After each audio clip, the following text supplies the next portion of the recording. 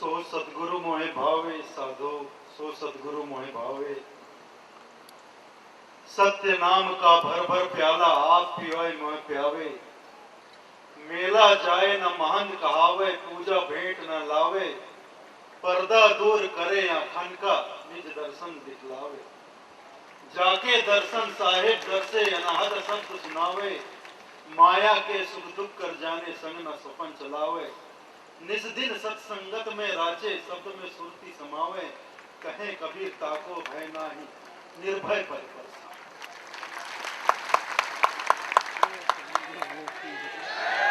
सदगुरु कबीर साहब के पतित पावन चरणों में कोटि कोटि बंदगी करते हुए पूज्य आचार्य साहेबगणों, संत समाज एवं साहब के सभी भक्तों को मेरी सप्रेम साहब बंदगी।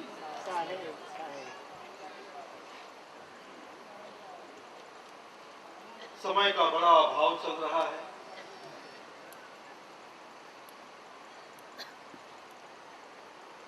हमारे छत्तीसगढ़ में जब खेल कूद होता है तो छोटे छोटे बच्चे भी बीच में आ जाते हैं। जब बड़े बच्चे खेल कूद रहे हों तो छोटे छोटे बच्चे भी बीच में आ जाते हैं, कहते हैं हमें भी साथ में खेलना है। जिद करने लगते हैं, हमें भी साथ में खेलना है। तो उनकी जिद को देखकर जो बड़े बच्चे होते हैं कहते हैं भाई खिला लो, इसका भी मन रख लो, लेकिन इसका दूध भात रहेगा, इसका दूध भात रहेगा। दूध भात का मतलब इसके ऊपर कोई नियम लागू नहीं होगा। तो आप सब बड़े खिलाड़ियों के बीच में बहुत छोटा सा बालक हूं। मुझे अपने नियमों में जो नियम है, कानून है, कायदे हैं, कृपया उसमें ना बांधे, दया करें। फिर भी आपकी जो आज्ञा है, संतों की आज्ञा सर्वोपरि है।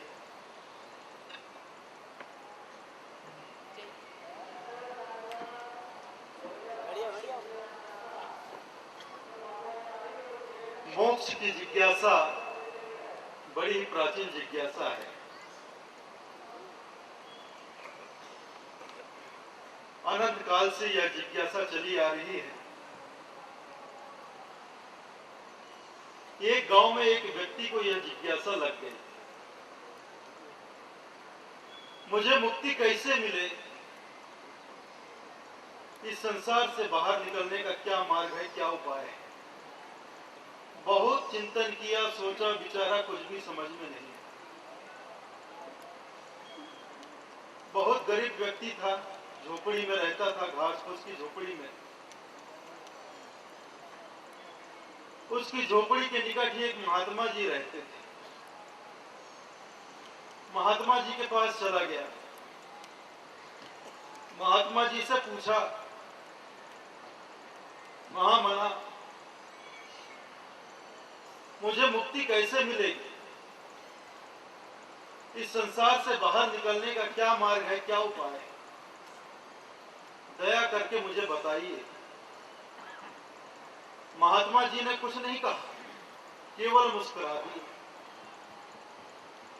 यह प्रक्रिया चलती रही, चलती रही। हफ्ता गुजर गया, महीना गुजर गया, 2 महीने गुजर गए। वह व्यक्ति दिन में 3 बार 4 बार महात्मा जी के पास जाता, हाथ जोड़कर पूछता, हे महाराज दया करो, कृपा करो, मुझे मुक्ति का मार्ग बताओ, मेरी मुक्ति कैसे होगी, इस संसार से बाहर निकलने का क्या मार्ग है, क्या उपाय है। महात्मा जी कुछ न कहते, मुस्कुरा देते, अपना काम करने लग जाते। उस व्यक्ति की जिज्ञासा बढ़ती गई, बढ़ती गई, बढ़ती गई, चरम पर पहुंची। महात्मा जी जहां जहां जाते, वह व्यक्ति उस महात्मा जी के पीछे पीछे साथ चलता। चलते चलते पूछता, मेरी मुक्ति कैसे होगी, मोक्ष का क्या उपाय है, संसार से बाहर निकलने का क्या मार्ग है। दिन भर यही चलता। महात्मा जी स्नान के लिए नदी में जाते, व्यक्ति भी साथ जाता। स्नान के लिए महात्मा जी नदी में उतरते, व्यक्ति भी साथ उतर जाता। महात्मा जी स्नान करते रहते, व्यक्ति हाथ जोड़कर पूछता, मेरी मुक्ति कैसे होगी, संसार से बाहर निकलने का क्या मार्ग है।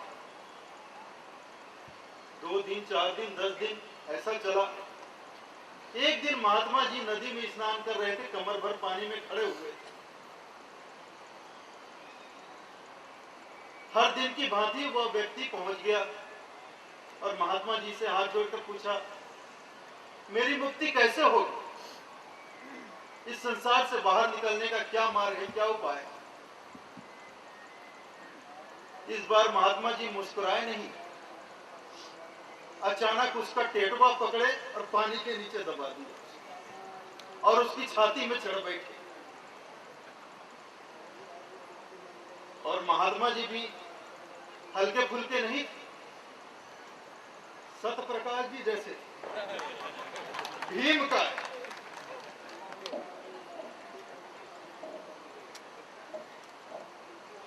वह व्यक्ति पानी के भीतर छटपटाने लगा, सांस बंद हो गई, सांस के लिए तड़पने लगा।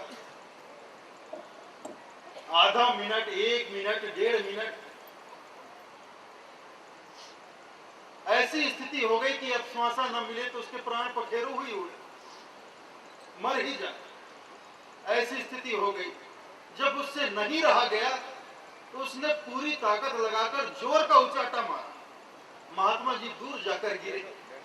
वह व्यक्ति पानी से बाहर निकला, हाँफते हुए जोर जोर से सांस ली। महात्मा जी चुपचाप उठे, अपना कपड़ा लत्ता समेटे, कमंडल उठाए चलने लगे। हाँफता हुआ व्यक्ति दौड़ते हुए महात्मा जी के पास पहुंचा। बोला, आज तो मारी डाले थे बाबा, अब तो दया करके बता दो मेरी मुक्ति कैसे होगी, इस संसार से बाहर निकलने का क्या मार्ग है, क्या उपाय है। महात्मा जी कुछ नहीं बोले, मुस्कुरा दिए, चलते झोपड़ी में चले गए, अपनी कुटिया में चले गए, दरवाजा बंद कर लिया, पूजा पाठ ध्यान में लग गए। भोजन करने के पश्चात जब दरवाजा खोला तो वह व्यक्ति खड़ा हुआ था, गुस्से में तमतमा रहा था। जैसे ही महात्मा जी ने दरवाजा खोला उस व्यक्ति ने कहा, मैं जान गया तू बड़ा ढोंगी है, पाखंडी, तुझे खुद नहीं मालूम कि मुक्ति कैसे होती है, इस संसार से बाहर निकलने का क्या मार्ग है, तू मुझे क्या बताए। महात्मा जी मुस्कुराते रहे, कुछ नहीं बोले। आज के बाद मैं कभी तेरी शकल भी नहीं देखी। वह व्यक्ति बोला, चला गया। रात हुई, बस्ती के सारे लोग सो गए, वह व्यक्ति भी अपनी झोपड़ी में जाकर सो गया। तब महात्मा जी चुपचाप उठे, अपनी कुटिया से बाहर निकले, उस व्यक्ति की झोपड़ी के पास गए, बाहर से दरवाजा लगाया, कुंडी चढ़ा दी। गरीब की झोपड़ी थी, कोई खिड़की भी नहीं थी। मिट्टी का तेल घासलेट छिड़का और आग लगा। वो गरीब की कुटिया, गरीब की झोपड़ी जलने लग गई। आग लगी, गर्मी हुई तो उस व्यक्ति की आंख खुल गई। तो उसने देखा मेरी झोपड़ी में आग लगी। वह घबरा गया, दौड़कर दरवाजे के पास गया, दरवाजा खींचा, दरवाजा बाहर से बंद, और कोई रास्ता नहीं। उसने सोचा फंसा रहा तो जलकर मर जाऊंगा, क्या करूं, कैसे करूं। एक किनारे गया, दौड़ते हुए गया, दीवार को धक्का मारा, दीवार तोड़कर बाहर कूदकर निकल गया।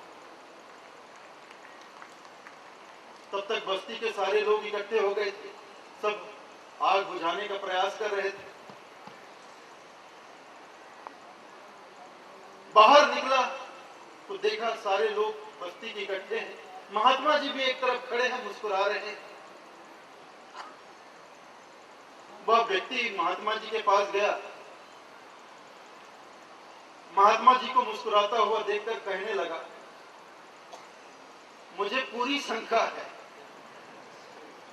ये आग लगी नहीं लगाई गई है, महात्मा जी ने कहा, तेरी शंका बिल्कुल सत्य है। यह आग लगी नहीं, लगाई गई और मैंने लगाई। उस व्यक्ति ने कहा, क्यों लगाई? मुझे मारना चाहते हो? महात्मा जी ने कहा, लेकिन तू तो नहीं मरना चाहता। मैं तो मारना चाहता हूं, लेकिन तू कहां मरना चाहता है?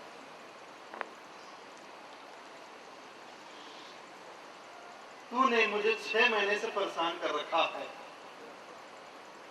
कि मेरी मुक्ति कैसे होगी, इस संसार से बाहर निकलने का क्या मार्ग है, क्या उपाय है? अब तू मुझे एक बात बता, जब तेरी कुटिया में, तेरी झोपड़ी में आग लगी, तूने जरूर दरवाजा खोलने का प्रयास किया होगा, लेकिन दरवाजा भी मैंने बाहर से बंद कर रखा था और तेरी झोपड़ी में निकलने का कोई मार्ग नहीं था। फिर भी तू झोपड़ी से बाहर कैसे आ गया?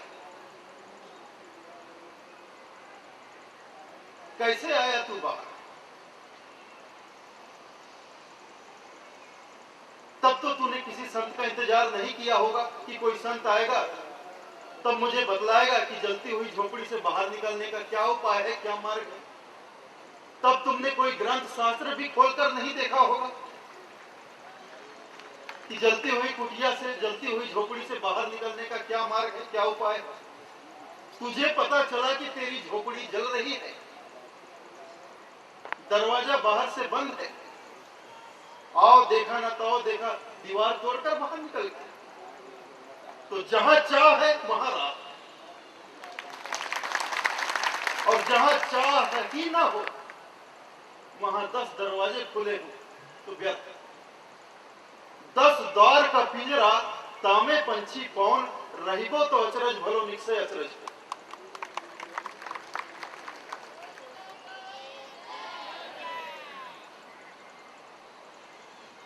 ये मोक्ष की जिज्ञासा अत्यंत प्राचीन। हमें बांधा किसने? हम कहते हैं हमें मोक्ष चाहिए, हम बंधे हुए, किसने बांधा? कहां बांधा? कैसे बांधा गया?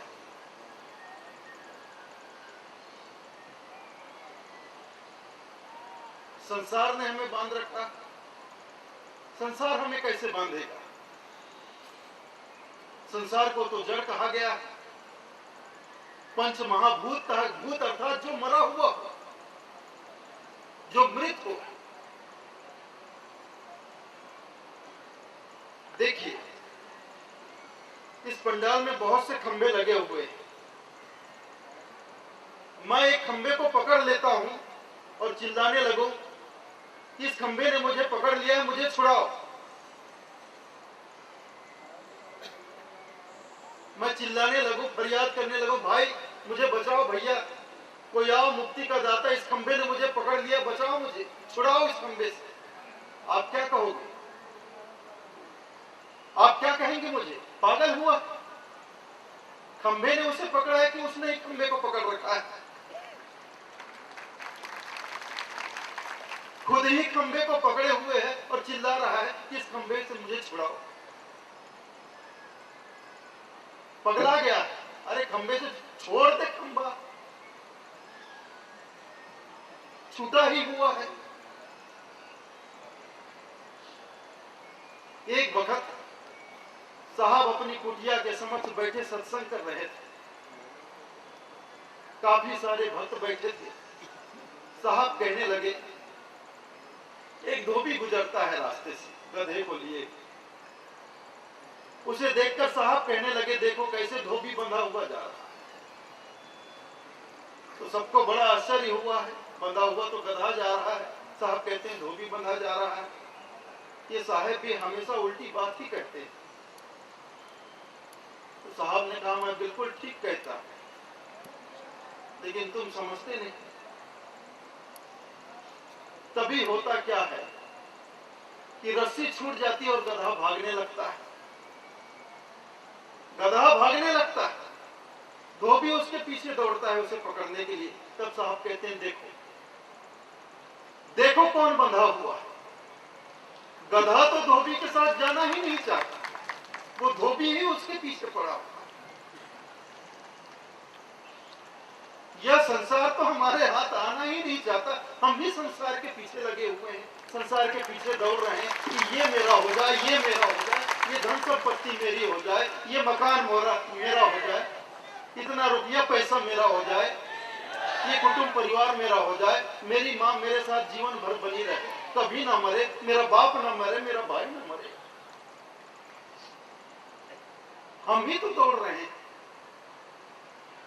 और संतों से निवेदन करते फिरते हैं कि मुझे छुड़ाओ। छुड़ाओ क्या, छोड़ दो। किसने पकड़ा? तुमने ही पकड़ा होगा। तुम्हें कोई पकड़ा हुआ हो तो चलो कोई आए मुक्ति का दाता तुम्हें छुड़ा दे। कोई कस के पकड़ा हुआ हो तो उसे लड़ भिड़ कर छुड़ा दे। किसी ने जंजीरों में बांध रखा हो तो कुल्हाड़ी लाकर जंजीर काटकर छुड़ा दे। अरे जब तुमने ही पकड़ लिया तो कैसे छुड़ाएं? निवेदन ही करेंगे भैया छोड़ दो, छूटे ही हुए। इस तथ्य को साहब ने अपने एक पद में गाया,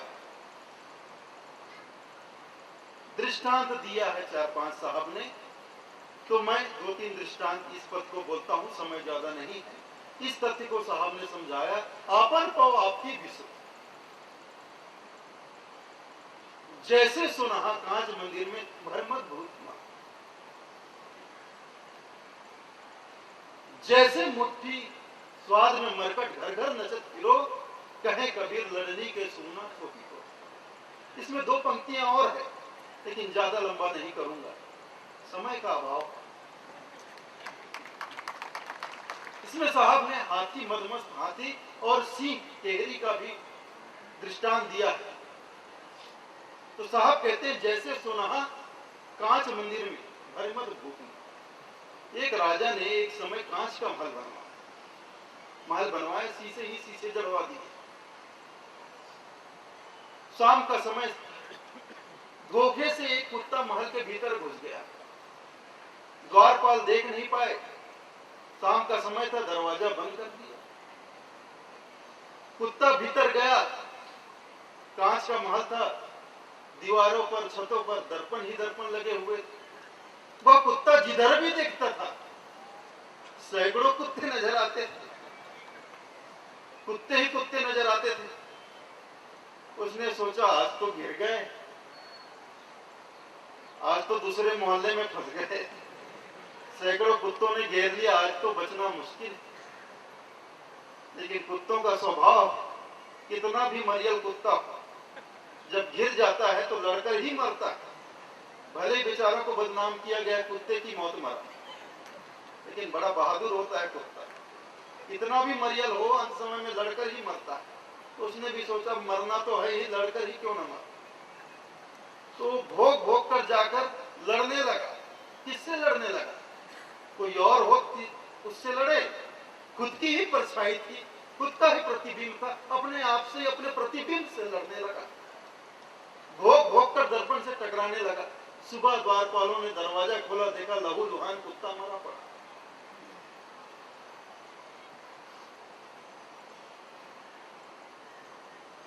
जैसे मुट्ठी स्वाद में मरकट घर घर नचल।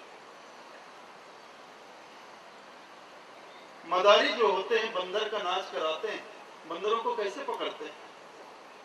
बड़े चालाक। बंदरों को चना बहुत पसंद है, बहुत मजे से खाते हैं। तो मरकट क्या करते हैं, एक लकड़ी का भारी बक्सा ले लेते हैं वजनदार, और चना ले लेते हैं, और जंगल में जहां बंदर रहते हैं पेड़ों पे वहां चले जाते हैं, और पेड़ के नीचे थोड़ी दूर पर वह बक्सा रख देते हैं। बक्से में एक छोटा सा छेद बना देते हैं, बिल्कुल छोटा सा, इतना छेद कि बंदर का खाली हाथ, खाली पंजा उस छेद के अंदर चला जाए, बस इतना ही बड़ा छेद बना देते हैं। बक्से के अंदर चना भर देते हैं और बक्सा बंद कर देते हैं, और थोड़ा चना जिस पेड़ पर बंदर रहते हैं उस पेड़ के नीचे बिखरा देते हैं, और उसे बिखराते हुए बक्से तक लाकर छोड़ देते हैं। चने के लोभ में बंदर नीचे उतर जाते हैं, चना खाते हैं बड़े मजे से। पेड़ के नीचे जितने चने पड़े हुए होते हैं जब सब समाप्त हो जाते हैं तो रास्ते में जो चने बिखरे होते हैं उसे बीन कर खाते हुए आगे बढ़ते हैं और बक्से तक पहुंच जाते हैं। बक्से के आसपास जो चना पड़ा होता है उसे भी खा लेते हैं। तो बंदर बड़े नटखट होते हैं, जब सारे चने समाप्त हो जाते हैं तो चुप नहीं बैठते, फिर वो कूद फांद करने लगते हैं, बक्से के ऊपर चढ़ते हैं, नीचे झांकते हैं। आप लोगों ने बंदर को देखा होगा, झांक कर देखते हैं, इधर देखते हैं, उधर छलांग लगाते हैं, इधर फिर छेद में झांकते हैं। उन्हें पता चलता है कि बक्से के अंदर चना है तो हाथ अंदर डाल देते हैं, खाली हाथ अंदर चला जाता है, टटोल कर देखते हैं चना भरा, कस की मुट्ठी से पकड़ते हैं चने, मुट्ठी भर जाती है, बाहर जब खींचता है तो मुट्ठी फंस जाती है, हाथ बाहर ही नहीं निकलता। खाली हाथ तो अंदर चला गया लेकिन भर के मुट्ठी चना पकड़ लिया, मुट्ठी फूल गई, अब वो छेद से बाहर ना रही। और चने का लोभ इतना कि चने को छोड़ नहीं पा रहा। अब वो चिल्लाने लगता है, चीखने लगता है, कूदने लगता है, उसे लगता है मुझे किसी ने पकड़ लिया, शायद बक्से ने ही पकड़ लिया, या लगता है बक्से के अंदर कोई बैठा है जिसने मुझे पकड़ लिया। अब बक्सा क्या पकड़ेगा और चना क्या पकड़ेगा? खुद ने ही पकड़ रखा, उसके लोभ ने उसको फंसा रखा। ना तो बक्से ने पकड़ा है ना चने ने पकड़ा, उस बंदर के लोभ ने उसे बांधा। चना छोड़ दे तो जैसे हाथ अंदर गया था वैसे हाथ बाहर आ जाए और वह फिर चला जाए जहां रहता है, लेकिन लोभ को नहीं छोड़ पाता है। मदारी आते हैं, बंदर को पकड़ कर ले जाते हैं, फिर घर घर नचाते हैं। इस तरह माया नचा रही है। काम क्रोध मद लोभ मोह, अहो अहो अहो पांचों रनिया, काया में बाजार लगनी। भजन सुनते हैं ना। और आखिरी दृष्टांत क्या देते हैं साहब? कहे कबीर ललनी के सोना तो ही कौन पकड़। तोते बाजारों में बिकते पिंजरे में आपने देखा होगा। तो बहेलिया लोग जो होते हैं पंछी पकड़ने वाले, वो किस चालाकी से काम करते हैं देखिए। जंगल में जाते हैं जहां तोते रहते हैं पेड़ों पर, तो रस्सी लेकर जाते हैं, पतली रस्सी, मजबूत रस्सी लेकर जाते हैं और नलकी लेकर जाते हैं। नलकी जिसे पाइप बोलते हैं, नलकी लेकर जाते हैं। उस नलकी के अंदर रस्सी को डाल देते हैं और कस के एक पेड़ से दूसरे पेड़ में खींचकर बांध देते हैं। जब शाम को तोते आते हैं, वृक्ष पर बैठते हैं, तो पंछियों का स्वभाव है जब शाम को घर लौटते हैं तो उनकी चहचहाट और कूदकते हैं पेड़ों पर इधर से उधर। तो जब तोते शाम को आते हैं, वृक्ष पर बैठते हैं, तो इधर से उधर उछलने कूदने लगते हैं, कूदकने लगते हैं। तो रस्सी वहां बंधी हुई होती है, बहुत खींच कर बांधा गया होता है, उसमें नलकी लगी हुई होती है। तो जैसे ही तोता सोचता है कि ये भी बैठने की कोई जगह है, तोता उस पर बैठता है, पंजे से उस नलकी को पकड़ता है, तो नलकी घूम जाती है। नलकी घूम जाती है, तोता उल्टा लटक जाता है। जब तोता उल्टा लटकता है तो वह सोचता है गिर जाऊंगा, उसे लगता है कि मैं गलत जगह बैठ गया, गिर जाऊंगा, तो और कस के पकड़ता है, चिल्लाने लगता है, फड़फड़ाने लगता है, और कस के पकड़ता है। वो छोड़ता ही नहीं, डर जाता है, भयभीत हो जाता है, घबरा जाता है, छोड़ा कि नीचे गिरकर मर जाऊंगा, और कस के पकड़ लेता है। बड़े आराम से बहेलिया जाते हैं, तोतों को पकड़ते हैं, पिंजरे में बंद कर देते हैं। जिंदगी भर के लिए फिर वह तोता पिंजरे में कैद हो जाता है।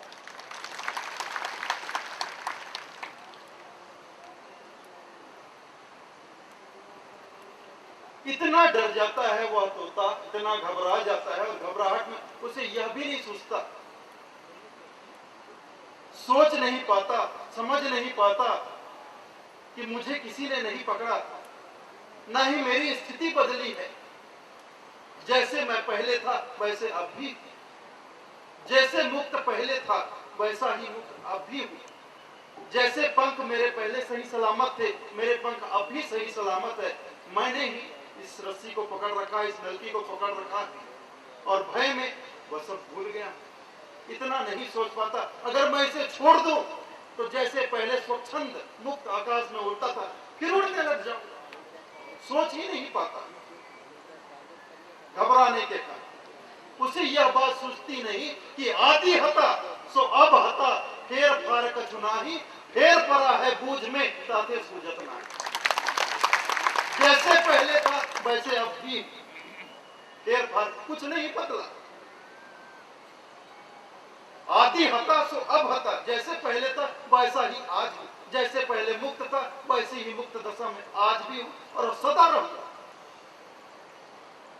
भय में घबराहट में सूझता है। यह सूझेगा तब जब होगा तन थिर मन थिर वचन थिर, सुरति निरति थिर होए, कहे कबीर ता दास को कल्पना व्यापी।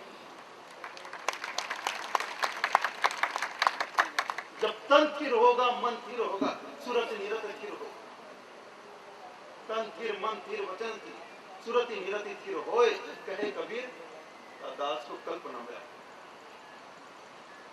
जब हम शांत हो जाएंगे, घबराना छोड़ देंगे। हम भी घबराए हुए हैं, संसार में आकर संसार को पकड़ तो लिया, चाहे जितना भी पकड़ा हो, किसी ने थोड़ा पकड़ा, किसी ने ज्यादा पकड़ा,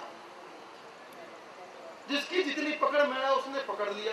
अब डर रहे हैं, घबरा रहे हैं, कैसे छोड़ें? छोड़ दिए तो फिर क्या रह जाएगा? कहीं ऐसा ना हो कि इधर के ना रहे और उधर के ना रहे। धोबी का कुत्ता न घर का न घाट का, ऐसी स्थिति ना हो जाए। तो घबराए हुए हैं, दुविधा में दो गए माया मिली न राम, ऐसा ना हो जाए। तो इस घबराहट में, इस डर में, इस भय में हमने जितना जो कुछ भी संसार पकड़ रखा है उसके प्रति इतनी आसक्ति है, इतना मोह है, उसको हम छोड़ ही नहीं पाते और सोचते हैं कि ये संसार बटोरकर हम इसके मालिक हो गए। संसार बटोरकर कोई कभी संसार का मालिक नहीं हुआ तो केवल चौकीदार हुआ।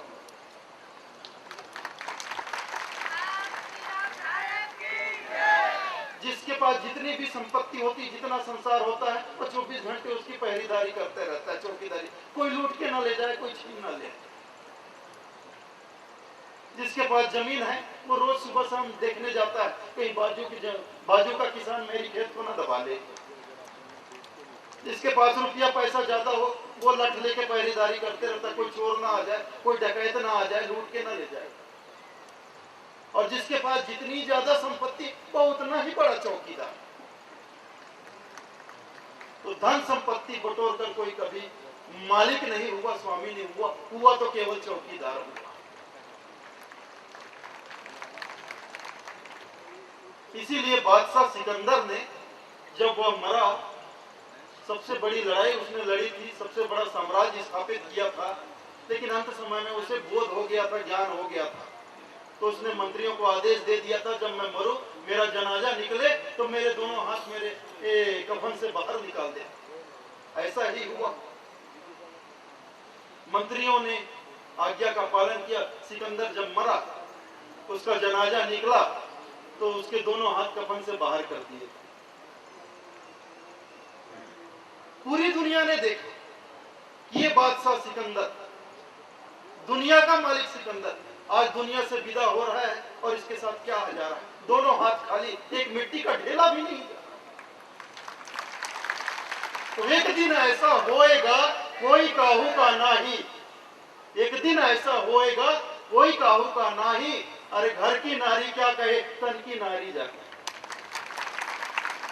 अरे घर की नारी तो दूर, ये तन की नारी भी साथ छोड़ देने वाली है। क्या जाएगा? कुछ भी नहीं जाएगा। तो क्यों पीछे पड़े हो? लेकिन आसक्ति है, मोह है, छोड़ ही नहीं पाते।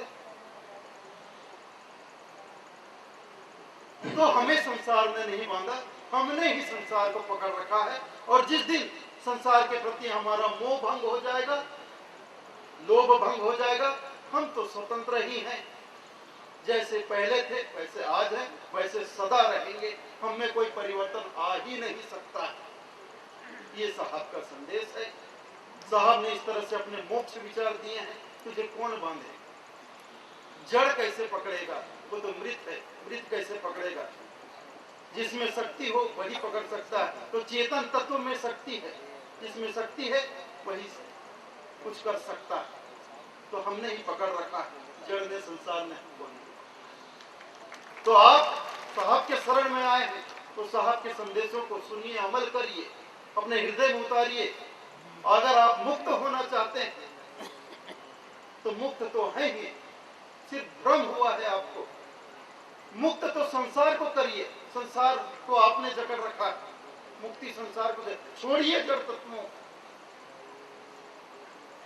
मुक्त करिए संसार को, उसे अपने रास्ते जाने दीजिए, आप अपने लोग को जाइए। यही बात साहब कहते हैं, अमरपुर से आया बंदे फिर अमरापुर को जाना है। कहे कबीर सुनो भाई साधु ऐसी लगन लगाना, साहे बंदगी साधु।